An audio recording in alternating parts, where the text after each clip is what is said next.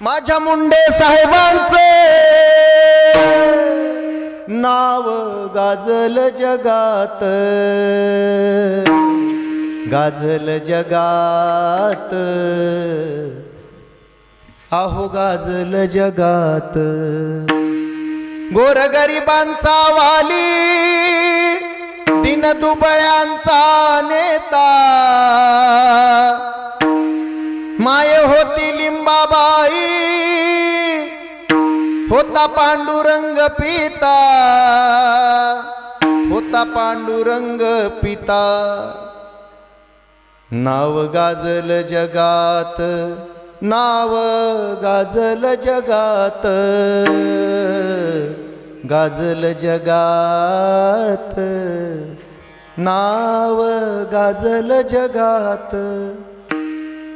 दिल्लीच्या दरबारी आवाज घुमतो नाथाचा, अरे दिल्लीच्या दरबारी आवाज घुमतो नाथाचा। मोडणार पण वाकणार नाही भक्त भगवान बाबांचा।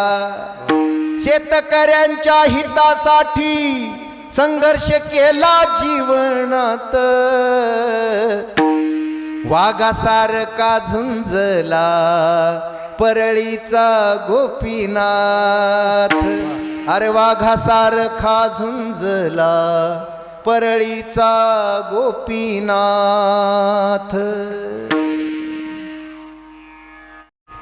काय झुंज होती, काय तो संघर्ष होता। 42 अपघातातून वाचणे। मागे खडसे साहेब म्हणाले होते, माझ्या बरोबरच 7 ॲक्सिडेंट झाले होते। गोपीनाथराव बरोबर त्या दिवशीपासून मी फिरायचं सोडून दिलं।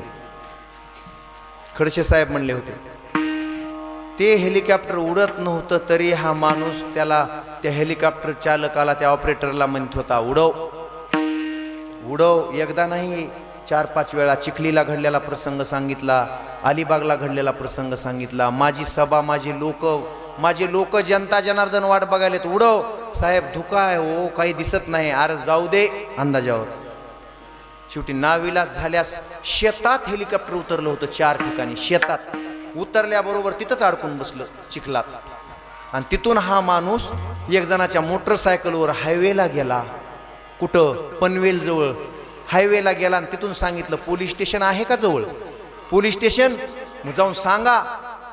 तो माणूस म्हणला, तुम्ही जरा गोपीनाथराव मुंडे सारखे दिसायला, तर मी गोपीनाथराव मुंडेच आहे रे, महाराष्ट्राचा उपमुख्यमंत्री, पोलीस स्टेशनला जाऊन सांग। मग गाड्या आल्या आणि मग तिथून महाबळेश्वरला ते आले होते। चिखलीला तसंच झालं होतं, हेलिकॉप्टर उडायलाच तयार नाही, फसून बसलं रात्रीपासून। आणि ते म्हणला की साहेब मी काही करू शकत नाही, हे उडूच शकत नाही, हे सगळं जागा वाळल्याशिवाय। साहेब म्हणले, मग आता पुढची सभा देऊळगाव राजाची, आणि हे उडू शकत नाही ना, असं कसं? ते म्हणले, आता पर्याय नाही।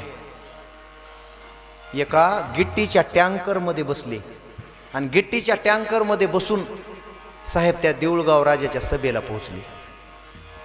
ते लोक नवल करायले, ते कलेक्टर म्हणाला, अहो साहेब गिट्टीच्या ट्रॅक्टरमध्ये कसं? अरे मग काय करू, तिथून फोनही लागत नव्हता आणि माझं हेलिपॅड, ते हेलिकॉप्टरही उडत नव्हतं, मग करायचं काय? कसल्या बी डोंगरामध्ये, कसल्या बी डोंगराला टक्कर देण्याची ताकद माझ्यात आहे, असा माझा संघर्ष आहे महाराज। कसल्या बी पिंपळदरी सारख्या डोंगरात, कुठं तिकडं त्या धारूर सारख्या डोंगरात कुठं बी हेलिकॉप्टर उतरायची। पहिल्यांदा हेलिकॉप्टर पाहिला आम्ही, साहेबाचं हेलिकॉप्टर वाजलं की आज बी वाटतंय मुंडे साहेब तर नसतील, हेलिकॉप्टरच माहीत नव्हतं, होतं माहीत।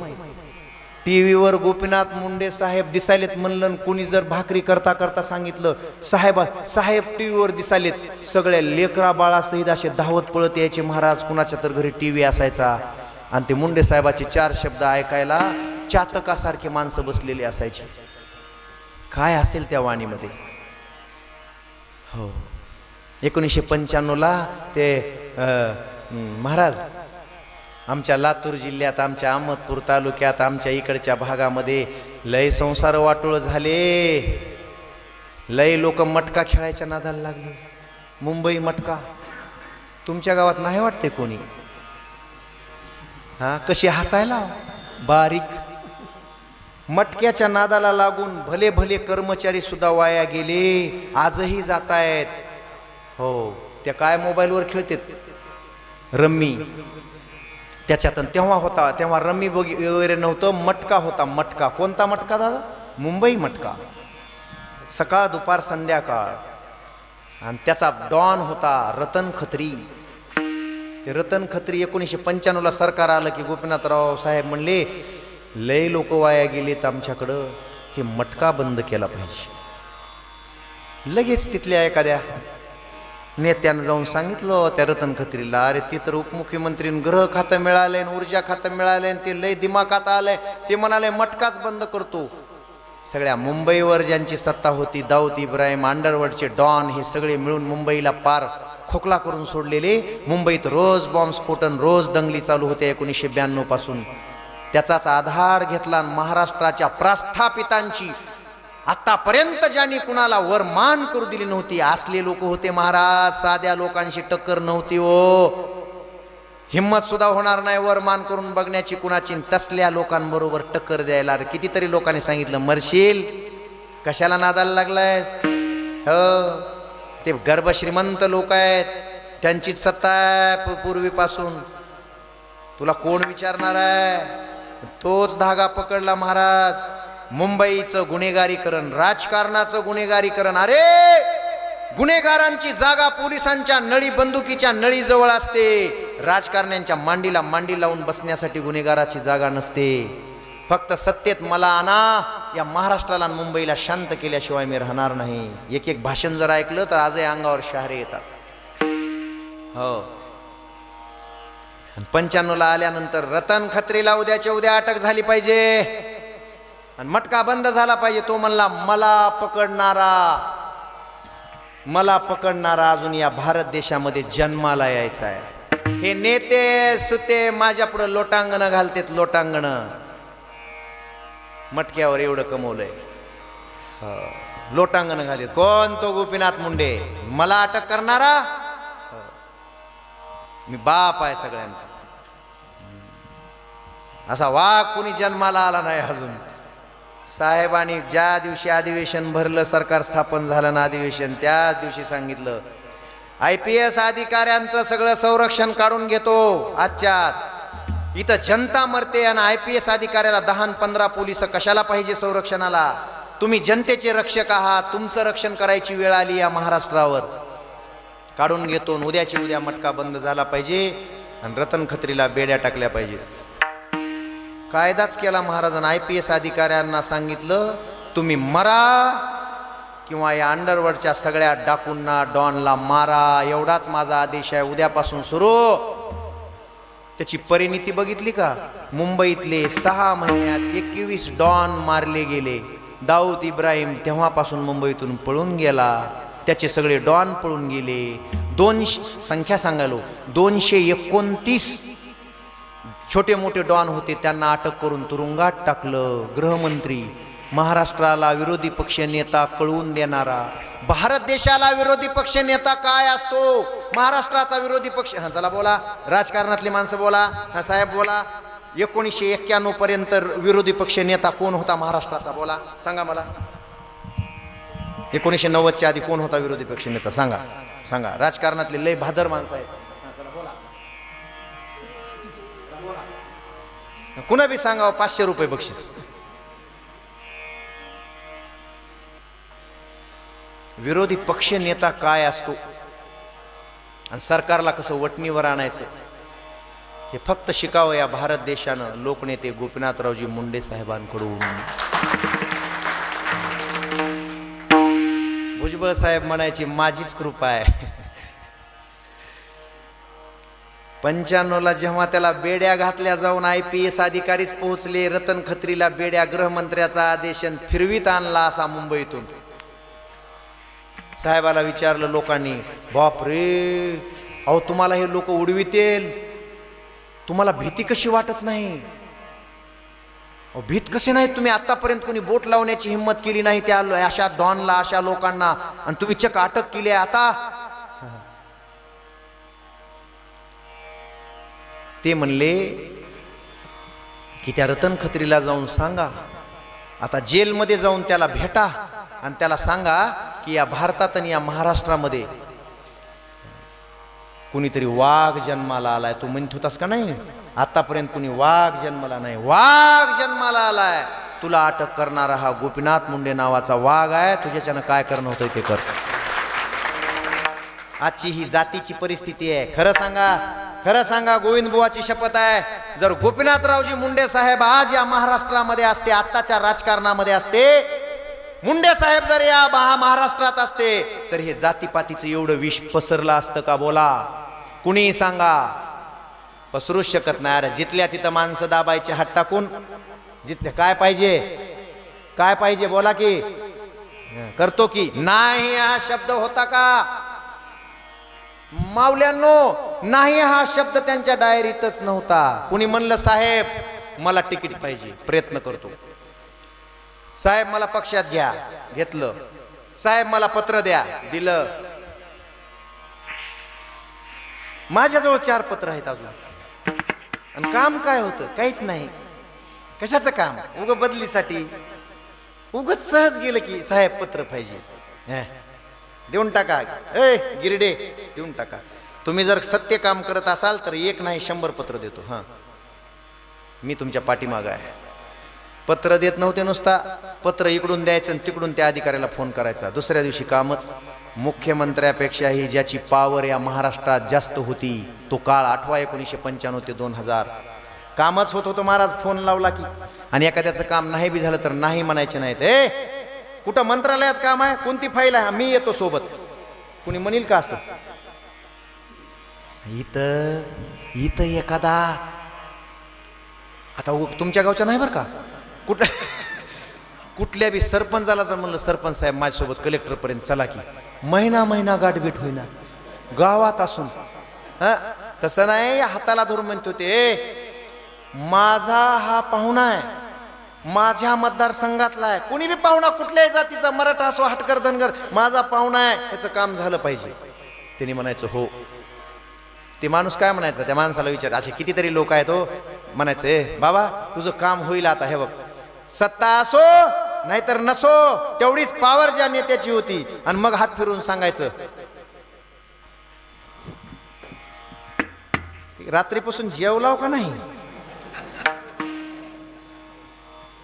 का खिशात पैसे आहेत का, आता फिरावं लागल, गावाकडे जावं लागल. हे काय म्हणायचे माहित आहे का? अरे जाऊ दे, कोर्टातलं 2 गुंठ्याचं काम होतं, 2 गुंठे फुकले तिकडं. एवढ्या मोठ्या माणसानं माझ्या पाठीवर हात टाकून मला विचारलं तुला परत जाण्यासाठी पैसे आहेत का, आणि तू जेवलास का, आणि तू राहिलास कुठं, झोपण्याची व्यवस्था आहे का? एवढ्या मोठ्या उपमुख्यमंत्र्यानं माझ्यासारख्या फाटक्या माणसाला असं विचारावं. कायम हृदयामध्ये राहून गेला माणूस, कायम हृदयात राहून गेला. कुणाच्या राहणार नाही, कुणाच्या राहणार नाही. हे कसं होतं म्हणून लोक विरोधक म्हणायचे, ह्याच्या मागं मोहळच असते लोकांचा. अरे कसं राहणार नाही, सत्ता असू द्या नाही तर नसू द्या. ते मुख्यमंत्री म्हणले होते बघा पुतळा उभारताना, आता अनावरण करताना, आम्ही मुख्यमंत्री असून आमच्या मागं माणसं येत नाहीत आणि तेवढं लवकाळ येत नाही. तेवढं मुंडे साहेब सत्तेत होते आणि नव्हते. सत्ता असली काय आणि सत्ता गेली काय, कायम ज्याचा रुबाब तेवढाच राहिला. उलट तर लोक मंत्री वगैरे म्हणायचे अरे आमची सत्ता आहे, आमचा मुख्यमंत्री आहे, आणि सह्याद्री बंगल्यापुढंच एवढी मोठी गर्दी, तिकडं साहेबाच्या तिकडंच गर्दी. ह्या गोपीनाथ मुंडेकडे एवढं काय दिलं या माणसानं, या लोकांना काय दिलंय? विचारायचे तुम्ही काय दिले हो या लोकांना, काय देऊ शकतात, काय दिलंय? ते म्हणायचे मी काही दिलं नाही, या लोकांना उंच मान करून जगण्याचा स्वाभिमान दिलाय, दुसरं काय दिलंय? स्वाभिमान देणारा नेता या महाराष्ट्राला एकच लाभला, मुंडे साहेब. ते 1991ला संख्याबळ कमी झालं शिवसेनेचं, आणि मग काही आमदार घेऊन भुजबळ साहेब शिवसेनेतून बाहेर पडले आणि साहेब विरोधी पक्ष नेते झाले. संख्याबळ वाढलं यांच्या पक्षाचं, बीजेपीचं, ते नेते झाले. आणि तेव्हापासून महाराष्ट्राला खरा विरोधी पक्ष नेता काय असतो हे महाराष्ट्राच्या लक्षात आलं.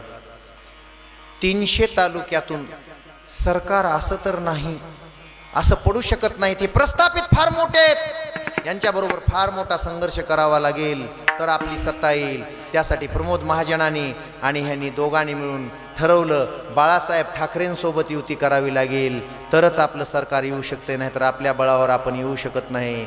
बाळासाहेबजी ठाकरे साहेबांबरोबर युती केली. बाळासाहेब ठाकरेंनी एकच सांगितलं, गणपती उत्सव चालू होता, क्लिप आहे माझ्याकडे अजून, गोपीनाथराव तुम्हाला जर भगव्याची सत्ता आणायची असेल तर ते गुलाल घेतला, गुलाल गणपती पुढचा गुलाल घेतला आणि कपाळाला लावला, त्यांच्या मुंडे साहेबांच्या कपाळाला लावला आणि सांगितलं, हा जो गुलाल आहे, हा जो भगवा आहे, याची शान राखायची असेल तुम्हाला तर कितीही त्रास झाला तरी या भगव्या वादळातून बाहेर निघू नका आणि पक्ष सोडू नका. मी तुमच्या मदतीला आहे, मी तुमच्या साथीला आहे, मी तुमचा पाठीराखा आहे. आणि तेव्हापासून जी गाडी सुसाट सुटली महाराज, सुसाट सुटली. 300 तालुक्यांची शिवनेरी ते शिवतीर्थ यात्रा, संघर्ष यात्रा केली. महाराष्ट्रात बोलबाला झाला. प्रत्येक माणसाला गोपीनाथ मुंडे काय आहे, काय चीज आहे हे कळलं. प्रत्येक माणूस, प्रत्येक जातीतला माणूस त्यांच्यावर प्रेम करू लागला. राजकीय लोकांचे सगळे पाप आणून समाजाच्या समोर उघडे केले. सांगा ह्यांना कुठल्या जेलमध्ये टाकू, सांगा यांना कोणत्या जेलमध्ये टाकू, फक्त मला सत्ता द्या. हो, फक्त सत्ता द्या. या महाराष्ट्राचं कल्याण केल्याशिवाय राहणार नाही. एक पोलीस, काही आठवणी येतात आता. हे 7 दिवस सांगत असतोय मी. किती साहेबांचं मी लिहिलेलं चरित्र 400 पानाचं, 450 पानाचं, 7 दिवस 2-2 तास सांगत असतोय. आता तुम्हाला 45 मिनिटात काय सांगू. एवढे काम आहेत. एकेका माणसं अजून चप्पल घालीत नाही. ते आमच्या लोकरवाडी, आपल्या तुमच्या केंद्रातला तो लोकरवाडी कासारवाडी आहे, तिथला माणूस अजून चप्पल घालीत नाही. आणि साहेबाला घास काढून ठेवल्याशिवाय अजून जेवत नाही. त्याला आम्ही म्हणतात, काय दिले तुला भास्कर, भास्कर नाव आहे, कधी गेला तर भेटून या, भास्कर चिखलबेडे केंद्रे, त्याला भेटून या. ते म्हणते, काही नाही, मला काय होत होतं की साहेबाला बघितलं की माझे डोळे भरून यायचे. लोकाच्या घरी शेळ्या राखायला नोकरी धरली आणि 40,000 रुपये साहेबाला नेऊन दिले 2009ला. साहेब म्हणले, यार मला पैसे काय करायचे भास्कर, मला कशासाठी. तो माणूस म्हणला, साहेब निवडणुकीला, मोठ्या निवडणुकीला उभारला तुम्ही, लोकसभेच्या तुम्हाला लागतील. उग माझा गरीबाचा आपलं फुल नाही, फुलाची पाकळी खर्चा पाण्याला लागतील, राहू द्या की, मला तरी काय करायचे साहेब. आणि तेव्हापासून चप्पल घातला नाही. साहेब निवडून आल्यास माहूरची यात्रा बिना चप्पलाची केली, पंढरीची यात्रा बिना चप्पल घालता केली त्या माणसानं. आणि आजही चप्पल घालीत नाही. त्यानं व्रत घेतलं होतं, ज्या दिवशी साहेब केंद्राचे मंत्री होतील आणि त्या दिवशी साहेब परळीला येतील, त्या दिवशी साहेबाला सांगून मी चप्पल घालणार. साहेब म्हणलेत मला की मी चप्पल घेऊन देतो. हा. आणि अजून तो माणूस नाव काढल्याबरोबर टचकन डोळ्यात पाणी येतंय. माऊल्यांनो ऐका, त्याची बायको म्हणली एका दिवशी, लोक गावातले काही अशी गल्लीतली, अरे बापासाठी श्राद्धाला घास काढून ठेवीत असते. गोपीनाथ मुंडे काही बाप होता का तुझ्या नवऱ्याचा, हे घास काय म्हणून काढून ठेवतोय. ती बायको म्हणली, उद्यापासून जर तू घास काढलास तर मी तुझी बायको नाही, उद्यापासून तुझा माझा संबंध संपला. ती म्हणली, काय तुझे लेकरं बाळ मेलेत का, काय मेले, तू घास काय म्हणून काढितोस रोज. साहेब सत्य आहे, आता जाऊन विचारा.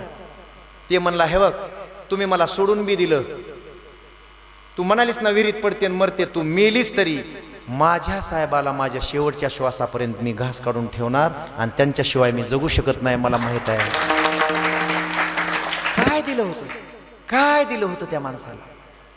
एवढं प्रेम का करतात लोक. ते केजच्या रोडचं काम चालू, 2009ची घटना.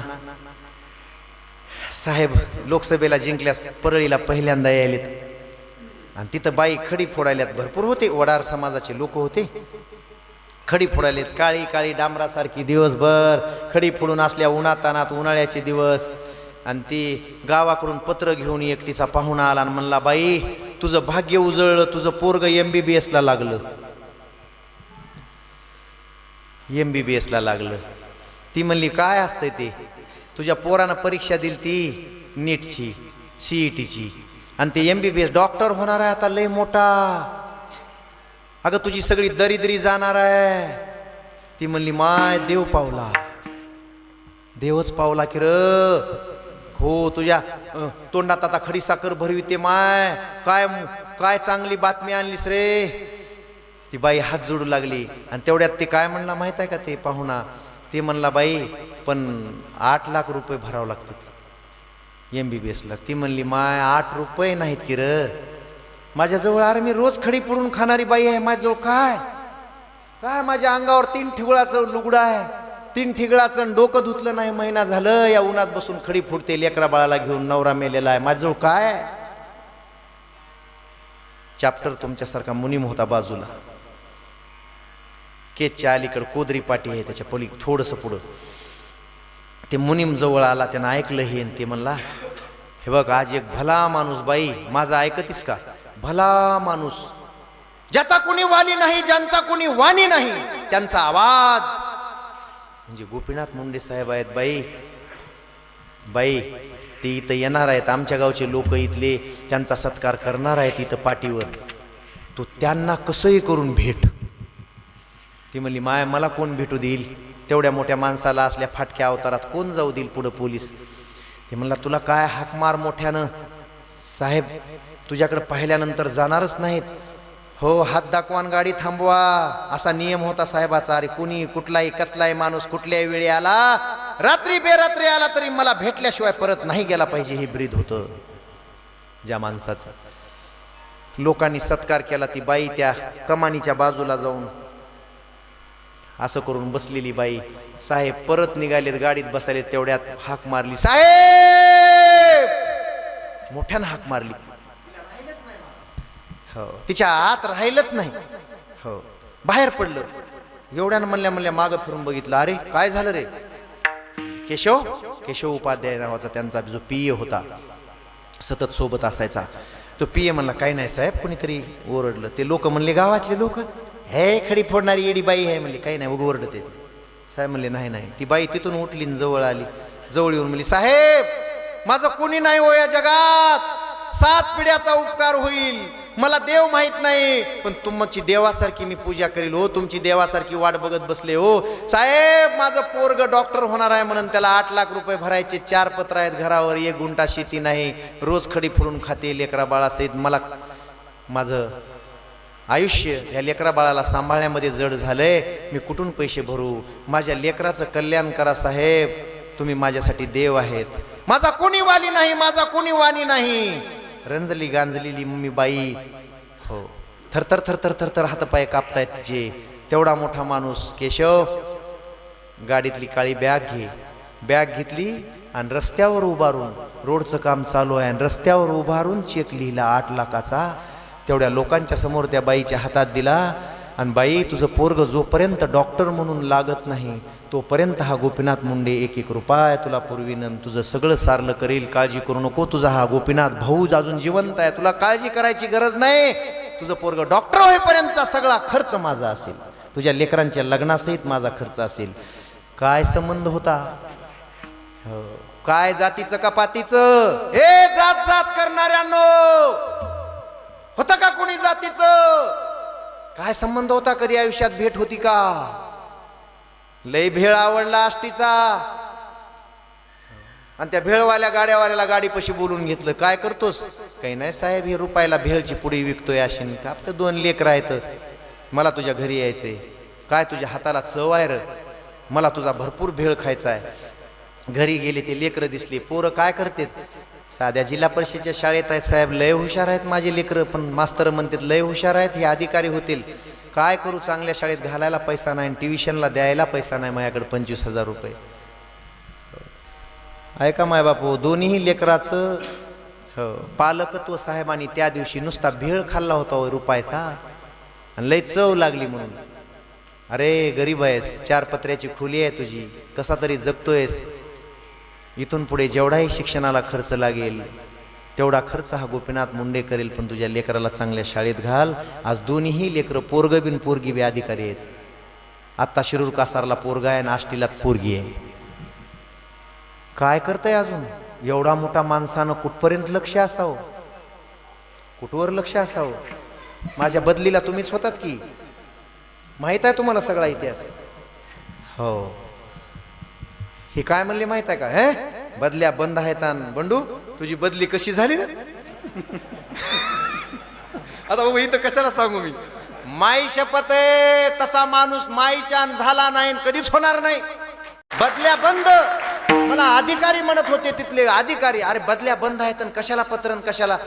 पण पत्र तर दिलं, तिकडून फोन केला काय म्हणून? त्याचे मायबाप आजारी आहेत आणि उद्याच्या उद्या ते मास्तर तिथं गेला पाहिजे. आणि दुसऱ्या दिवशी संध्याकाळी रात्रीच्या वेळेला ऑर्डर दिली. हो मायच्या काय काय काय शब्दात ताकद होती. अरे बाप, माहित नाही हो हे लोकांना, माहित नाही काय काय करावं. महाराष्ट्राची जनता ही नाथा विना नाथ झाली. 10-15 वर्ष तरी अजून साहेब तुमची आम्हाला फार गरज होती हो. मला शेवटाकडून सुरुवातीला यावं वाटलं होतं, पुढं नाही जाणार मी, कारण पुण्यतिथीच्या कीर्तनात जाईल पुढं.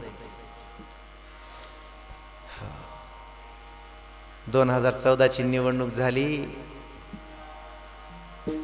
भगवानगडावर आले डायरेक्ट. लाखोचा समाज जमला. नुसतं कळलं साहेब आजच्या आज अर्ध्या घंट्यासाठी भगवानगडावर येणार आहेत, आणि तिथंच भाषणाला सुरुवात झाली.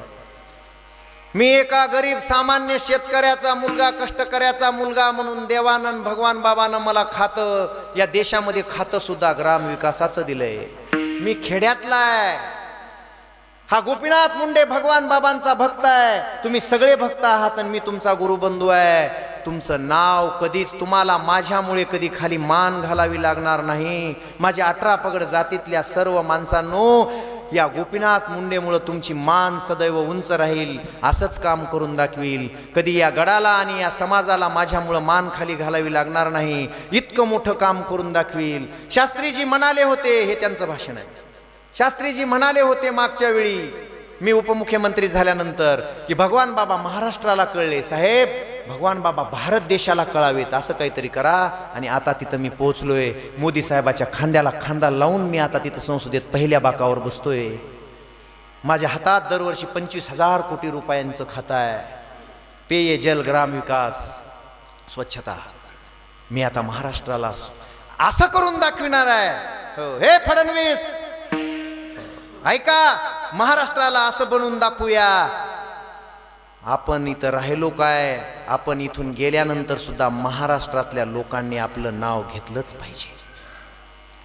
एवढं मोठं काम करायचंय मला या 5 वर्षामध्ये. आणि लोकांना सांगितलं.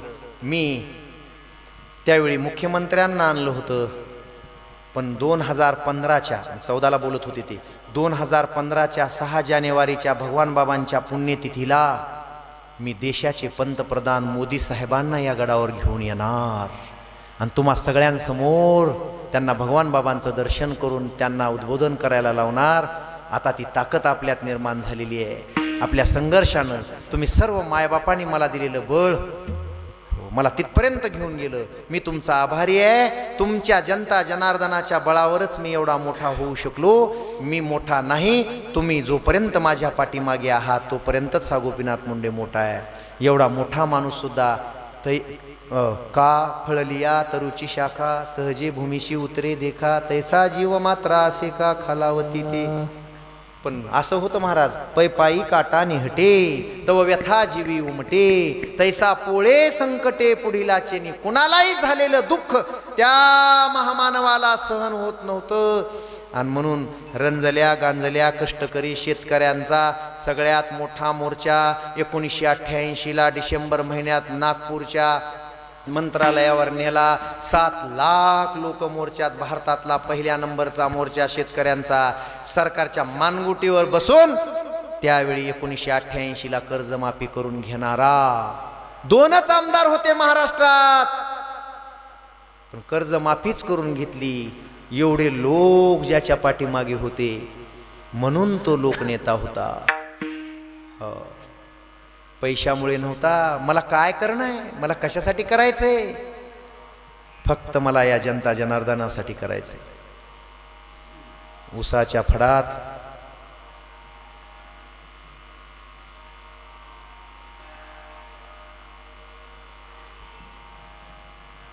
ऑक्टोबर महिन्यापासून उतरणारे होय, ऑक्टोबर नोव्हेंबर सगळे बैलगाड्या घेऊन कारखान्यावर जाणारे सगळे लोक दादा ते सामान भरून नेतात, ट्रॅक्टरमध्ये नेतात. प्रशांत महाराज काय काय नेते तो सोबत, ते सरपण, थोडं थोडं ज्वारी बाजरी आहे का नाही, काय काय नेते तू महाराज. बघितलंय का कधी ते जाताना? त्या लाकडाच्या पेट्या असायच्या, पत्र्याच्या पेट्या, त्याच्यात ठेवलेले कपडे, ते घरच्या देव्हाऱ्यातले देव नेत नाहीत, घराला कुलूप लावून देव मधीच कोंडीत येत. पण जाऊन विचारा ना, आज मोबाईलवर संध्याकाळी पहा, उसाच्या फडाफडावर गोपीनाथ मुंडे साहेबांची जयंती साजरी करून फोटो टाकते दरवर्षी. उगाच लोकनेता होत नाही. जाऊन मी एकदा विचारलं, अरे ह्या उसाच्या वाड्यापासून तयार केलेलं हे झोपडं, कारखान्याच्या पुढे झोपड्या झोपड्या झोपड्या झोपड्या, तिथं जाऊन बघितलं, देवघर नव्हतं, पांडुरंगाचा फोटो नव्हता, कुठल्याच देवाचा फोटो नव्हता, आणि असा अडकिवलेला फोटो होता गोपीनाथराव मुंडे साहेबांचा. त्यांना म्हणलं, अरे हे देव नाही काय नाही, हे फोटो घेऊन तुम्ही. महाराज खरं सांगू, देव बिव काय माहीत नाही, पण गोपीनाथ साहेबच आमचा खरा देव. म्हणून आम्ही कुणाचाच फोटो आणत नाहीत. दररोज अगरबत्ती झोपडीमध्ये गोपीनाथराव साहेबांना हे करतो. ज्या माणसानं स्वतःचा कारखाना काढला, 25 कारखाने विकत घेतले, ज्या माणसानं टॉनिक दिलं कारखानदारीला, आणि जो माणूस एवढा मोठा मालक झाला, तो माणूस आमच्या सोबत आमच्या मोर्चात येऊन, एक शेतकरी म्हणून जो माणूस आमच्या सोबत मोर्चामध्ये येऊन लढतो आणि आमच्यासाठी उसाला भाव मिळावा आणि आम्हा तोडणीचा भाव मिळावा म्हणून कितीतरी आंदोलन करतो, एक मालक असताना सुद्धा मजूर म्हणून आमच्या सोबत येतो, असा माणूस या जगामध्ये पाहायला भेटत नाही महाराज. आणि म्हणून आमचा देव कोण असेल तर मुंडे साहेब आहेत. लय पहिलवानानं त्रास दिला हो धारूर मध्ये, 10 वर्ष 12 वर्ष लय त्रास दिला. साहेबाचं लागलेलं बॅनर कुठं ठेवायचं नाही. कुठली सभा असली लोकांना हुसकवायचं, लोकांना उधळून लावायचं, काळे झेंडे दाखवायचे. त्याचं कामच एक, सगळ्या नेत्यांनी मिळून त्याला प्रोजेक्ट केलं, सगळ्या नेत्यांनी पुढं घातलं, हे तुला घे 5-25 हजार रुपये. पण ह्यांची सभा उधळायची, ह्यांचे बॅनर फाडायचे. त्याला काय प्यायचा, मोठा पैलवान प्यायचा आणि जाऊन सभेत गोंधळ करायचा. 10 वर्षे हेच काम केलं साहेबांच्या विरोधात. एक दिवस कुणाचाही येत असतो, एक दिवस कुणाचाही राहत नाही, जात असतो, काळ जात असतो. महाराज 10 वर्षानंतर दारू पिऊन पिऊन पिऊन फुकटची मिळाली, पिऊन पिऊन पिऊन लिव्हरला गाठ आली, लिव्हरचा कॅन्सर झाला, आणि टाटा मेमोरियल हॉस्पिटल मुंबईला ॲडमिट झाला. 5 लाख रुपये खर्च सांगितला, काही नव्हतं जवळ. दारू पिऊन पिऊन 5-50 हजार होते भरले. शेत होतं 1-1.5 एकर, विकतो म्हणला, पण मला वाचवा. डॉक्टरांनी ऑपरेशन केलं, वाचला, पण पैसेच मिळणार. डॉक्टरांनी सुट्टी करून महिनाभर बिलासाठी तिथंच राहिला, कोणी जवळ येईना. सगळ्या नेत्यांना फोन करतो, यार तुमच्यासाठी मी लय विरोध केले, तुमच्यासाठी रात्रंदिवस पळालो, माझं बिल सारा. कोणी नेता येईना, डिलीट, त्या ब्लॅकलिस्टमध्ये नंबर टाकून दिले. त्या गावातले लोक साहेबाची भेट झाल्या, साहेबाकडे गेले, म्हणले, साहेब जगी जीवनाचे सार घ्यावे जाणून सत्वर, जैसे ज्याचे कर्म तैसे फळ देतो रे ईश्वर. फळ मिळालं. दवाखान्यामध्ये रडतोय रोज, कुणी जात नाही. साहेब त्याच्याकडे लय त्रास दिला होता तुम्हाला. साहेब म्हणले, बरोबर असं आहे का. लोक गेले निघून. पीएला बोलवलं, टाटा हॉस्पिटलमध्ये जा, किती बिल आहे, फलाना माणूस किती बिल आहे तेवढं भरून या. किती भरायचं राहिलंय, 4,80,000. चेक फाडून दिला, नाव सांगू नका. चेक दिला डॉक्टरांना. डॉक्टर म्हणले, जा तुमचं बिल भरलं, सुट्टी झाली तुम्हाला, आम्हाला बिल मिळालं. कुणी भरलं? हां तो नेता, तो माझा, तो आला असेल, तो जिल्हा परिषदचा मेंबर माझा. हां त्यासाठीच मी, हां आमचे तेच भाऊ. हां बरं. ते म्हणले, आम्हाला माहीत नाही, हे मोबाईल नंबर दिला आहे आम्हाला त्याच्यावर मेसेज टाकण्यासाठी. हे बघ, त्यानं घेतला आणि मोबाईल नंबर लावला. हॅलो, कोण बोलता? गोपीनाथ मुंडे. काहीतरी कुठला तरी नंबर दिलाय का, चुकला. दुसऱ्यांदा लावला. हॅलो, खरं सांगा कोण बोलता? त्याने सांगितलं, मी गोपीनाथ मुंडे बोलतोय. असं कसं शक्य आहे? असं होऊ शकत नाही. अरे असंच आहे रे बाळा, माझ्याच मतदारसंघातला माझाच आहेस तू काही लोकाचा आहेस का? रडायला लागला मोठ्यानं तिथंच फोनवर. फोन बाजूला ठेवला. आणि वर हाता असे जोडून असा म्हणायला लागला. त्याच दवाखान्यात म्हणाले ते डॉक्टर वेड्यासारखं बघायलेत. मला देव माहित नाही, आजपर्यंत मी देव कधी पाहिला नाही, मला देव कधी मिळाला नाही, देव कधी भेटला नाही. पण माझ्या जीवनात एवढा विरोध करून सुद्धा, एवढ्या शिव्या देऊन सुद्धा आणि एवढे बॅनर फाडून सुद्धा ज्या माणसानं एवढा मोठा उपकार केलाय, आजपासून माझा देव गोपीनाथराव मुंडे साहेब, मी त्याचीच पूजा करणार. तोच माझ्यासाठी पूजनीय आहे, तोच माझ्यासाठी धन्य आहे, तोच माझ्यासाठी महान आहे. दयावंत जे अंतरी, दयावंत जे अंतरी,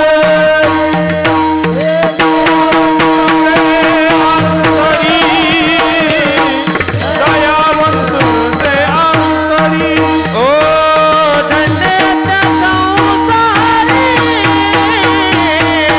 दयावंत जे अंतरी. जय हो. येथे आले घर या बैकुंठी, देखे जरी प्राप्तार्थ झाले. ज्ञानोबारायांची ओळी. देखे प्राप्तार्थ जरी झाले, सगळं काही त्याला मिळालेलं होतं. एवढं वनवन करीत फिरायची काय गरज होती बुवा.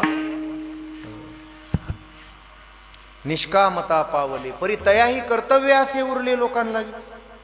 लोकांसाठी जीवन समर्पित केलं म्हणून आज पूजा होते.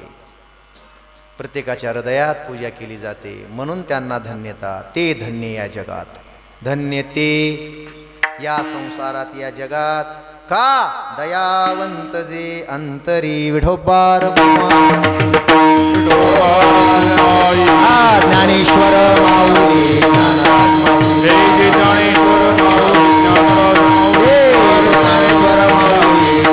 हरी जय ज्ञानेश्वर माऊली.